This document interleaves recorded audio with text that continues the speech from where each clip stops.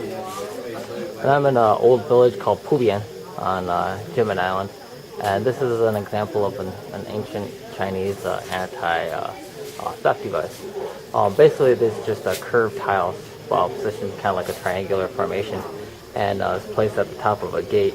And it won't hold the weight of a human. So if you try to climb over it, you will break it, and it kind of makes a loud noise. And it's kind of like an anti-theft alarm.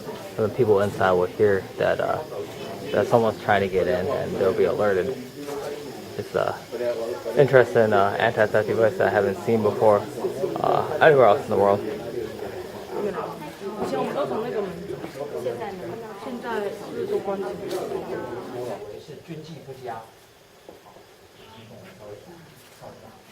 但是我在想要怎么骑上去才能录。